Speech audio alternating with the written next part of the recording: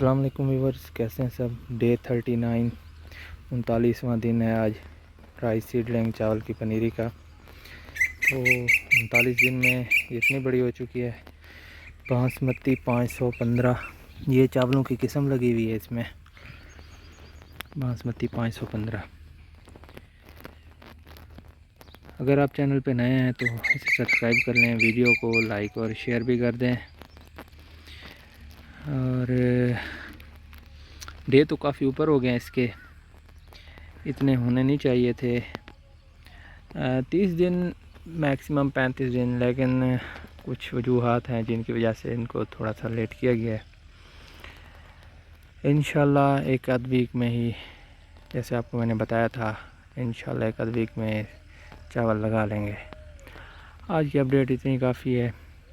Thank you very much. अल्लाह हाफिज़। इसकी पूरी बस ठीक है, अल्लाह हाफिज़।